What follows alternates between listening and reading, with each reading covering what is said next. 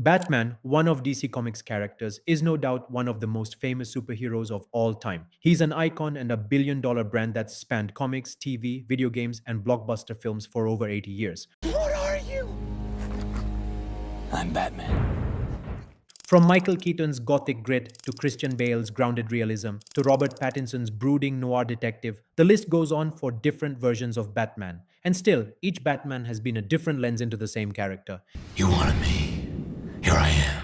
Even the animated Batman each had their own style and personality that represents the Caped Crusader. And yet, while Sony turned Spider-Man into an Oscar-winning multiverse phenomenon with the critically acclaimed films from the Spider-Verse series, And the Oscar goes to?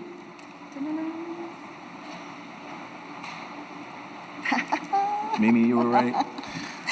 Spider-Man into the Spider-Verse. series, Warner Brothers never pulled the trigger on the ultimate cinematic what-if masterpiece, the Batman Multiverse. A golden opportunity to unite fans of all ages was completely missed by the studio that brought to life one of the best superheroes ever written. This is the story of how Warner Brothers had the perfect storm to create a Batman multiverse that could have rivaled and maybe even surpassed the Spider-Verse films, and how they let it slip away. Let's rewind to the late 2010s. Sony Pictures had just blown audiences away with Spider-Man Into the Spider-Verse, a fresh, inventive take on a familiar hero. Multiple versions of the same character interacting, each with unique personalities, styles, and worlds. I thought I was the only one. You're like me. It proved one thing: audiences didn't just accept the idea of multiple versions of a hero, they loved it. And Warner Brothers, they already had the perfect character to make it happen. Not Superman or Wonder Woman, but Batman. Why? Because no superhero has had as many successful reinventions and as loyal a fan base as the Dark Knight. By 2022, Warner Brothers had multiple Batman active at once. Robert Pattinson's The Batman in theaters, Ben Affleck's Batman still tied to the DCEU, Michael Keaton returning for The Flash, and that's without counting the massive love for animated Batman from Kevin Conroy's animated series to Batman Beyond.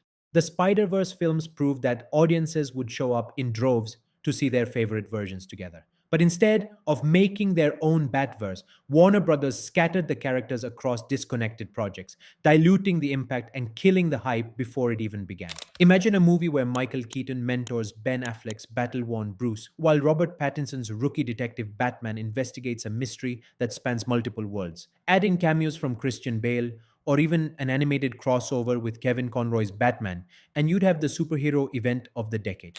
Instead, the closest we got was Keaton's brief appearance in The Flash, a movie more concerned with fixing timelines than celebrating Batman's legacy. You are, and you're...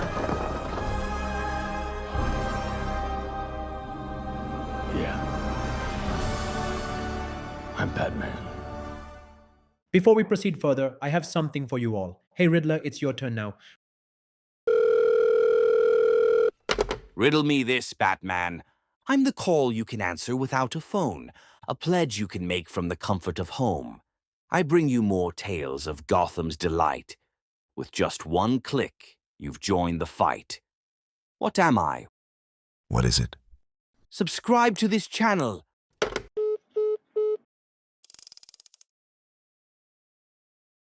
Over the years, Batman had all kinds of different variants. On paper, the pieces for a multiverse empire were all there, but behind the scenes, the seeds of a missed opportunity were being planted. Warner Brothers. Top brass was still recovering from the DCU's shaky reception. Justice League's critical backlash, box office underperformance, and chaotic leadership reshuffles left decision makers more careful with their investments. They played it safe, doubling down on isolated live-action films instead of coordinating a bold multiverse crossover. The logic, one Batman at a time, was cleaner for marketing. The reality, Sony were proving the opposite. When Into the Spider-Verse launched in late 2018, Sony's marketing embraced the chaos and every trailer made it clear. Multiple Spider-Men, multiple art styles, one shared event. It was a celebration of Spider-Man history and audiences felt invited. As for Warner Brothers, they promoted each Batman property as if the others didn't exist. The Batman got moody, noir-style trailers, The Flash barely hinted at Keaton's return, until late marketing pushes and animated Batman projects got buried in straight-to-video releases with minimal fanfare. There was no unifying campaign to say, you love Batman, here's all of them together. When Spider-Verse won the Academy Award for Best Animated Feature and grossed over $375 million worldwide on a $90 million budget, the writing was on the wall. Animation could deliver multiverse storytelling and turn a profit. But Warner Brothers executives dismissed it as an animation win instead of a template for Batman. Their gamble was to pour hundreds of millions into prestige live action films while treating animation as a side dish. Meanwhile, Sony doubled down, greenlighting Across the Spider-Verse and Beyond the Spider-Verse. This was Warner Brothers' Titans' mid-decade turning point. They could have unified their Batman into a cross-media event from film, streaming, animation, games, the way Sony synced Spider-Verse hype with games like Spider-Man PS4. Instead, they let the synergy evaporate. And the cost wasn't just measured in missed box office. It was in fan momentum, the one thing you can't buy back.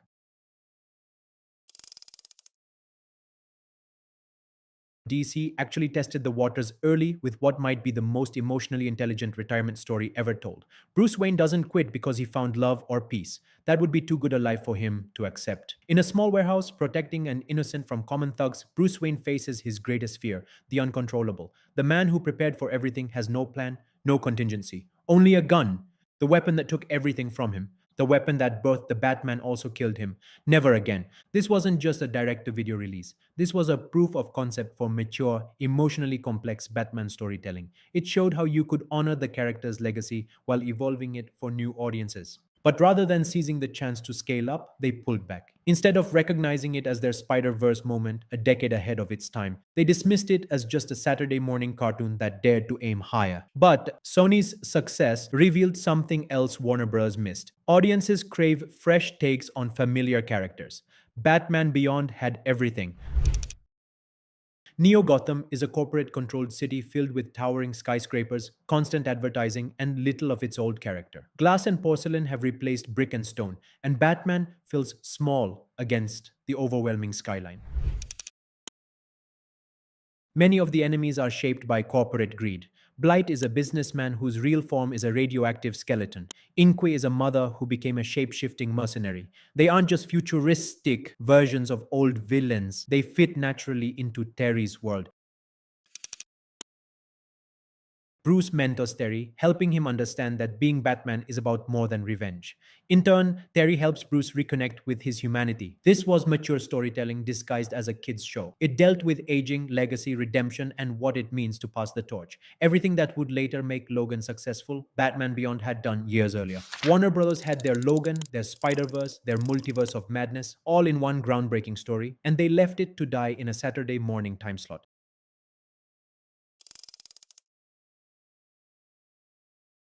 When Spider-Man Into the Spider-Verse hit theaters in 2018, it didn't just make money, it rewrote the rules for animated superhero storytelling. It succeeded because it dared to be different in every category. This wasn't animation that looked like a cartoon. It was a living comic book. Every frame was bursting with layered textures, half-tone dots, motion lines, and bold colors that reflected each character's world. For example, you have Spider-Gwen's pastel, watercolor New York, Spider-Man Noir's grainy black and white, and Penny Parker's anime-inspired mech sequences. It gave audiences a visual feast that changed with the character, which is something a live-action film can't do. Instead of shying away from the past, it embraced it. Every Spider-Person's quirks, origins, and history were on display. From Tobey Maguire's upside-down kiss callback to wildcard characters like Spider-Ham, fans were watching the history of Spider-Man come alive in one place. Sony didn't stop at the movie. The hype spilled into video games, merchandise, and social media campaigns, each feeding the other. This made the Spider-Verse more than just a film. Now imagine applying that blueprint to Batman. Multiple Batmen, each with their own animation style. Keaton's world drawn in gothic shadows, Pattinson's noir Gotham with heavy rain and muted tones, Bale's grounded realism rendered like a gritty crime drama, Kevin Conroy's animated series Batman with classic cell animation, a Batman Beyond future in Neo Gotham, one shared mystery forcing them to cross worlds, collide styles, and face what being Batman really means. Just like Spider-Verse, it would be a celebration of Batman's legacy, a love letter to 80 plus years of the Dark Knight.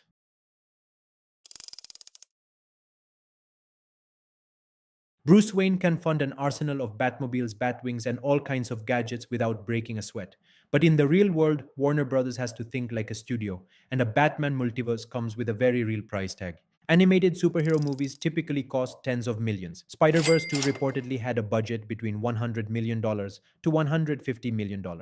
Assuming similar investment, a Batman multiverse film could land in that ballpark. By contrast, live action blockbusters like The Batman cost $200 million plus and rely heavily on global box office. An animated multiverse event that combines beloved versions across decades could generate profits through theatrical release for prestige awards, streaming exclusivity with HBO Max licensing fees, merchandising, Funko multiverse lines, action figures, collectibles, cheaper to produce for animation characters too. Even by conservative estimates, a Batman multiverse trilogy could have pulled in $2 to $3 billion at the box office alone. Add merchandise, streaming, and franchise spin offs, and Warner Brothers wasn't just leaving money on the table. They were walking away from a gold mine. While DC spent hundreds of millions on films like Justice League, which required extensive reshoots, and The Flash, which underperformed, and oh boy, don't get me started on Black Adam, Just say Shazam. We all go home. they could have created a guaranteed hit with a fraction of the budget and risk.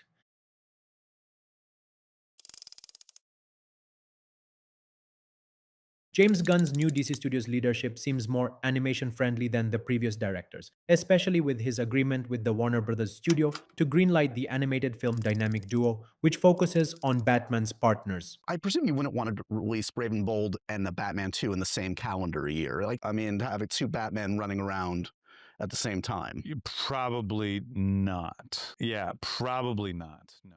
Still, the chances of having a multiverse of Batman in one film seem to be pretty slim. But hey, that's a lot better than no chance at all.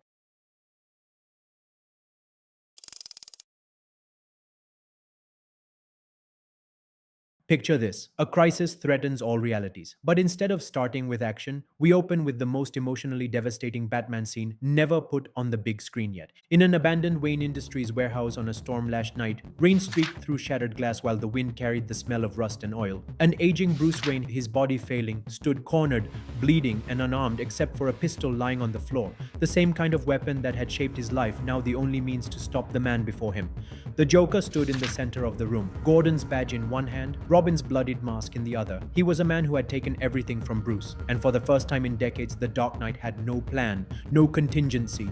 Then a low hum filled the air. A swirling portal tore through the far wall, spilling harsh light into the shadows. From it emerged Christian Bale's Batman, precise, deliberate, his eyes locked on Bruce.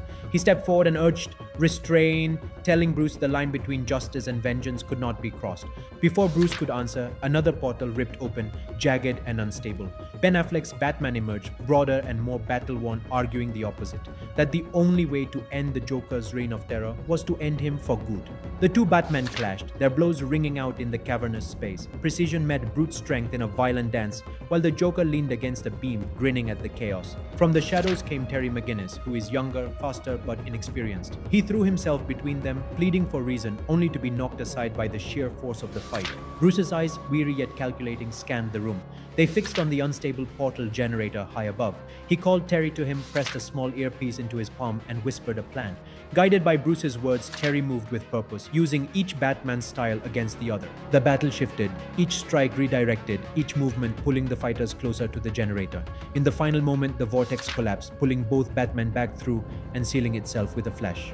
The Joker's smirk faltered. Terry stepped forward, bruised but standing, while Bruce, weary and leaning heavily on a steel beam, looked at him with something between pride and resignation. He knew his time as Batman had ended. From that night, Bruce would take a new role. Not as Gotham's Dark Knight, but as mentor, strategist, and guide to a Batman who had grown up on its streets. Together, they would face a threat spanning worlds with the weight of a legacy on their shoulders. So, what have we learned? Mixed media matters. Animation isn't second class. It's a frontier for bold, visually diverse storytelling.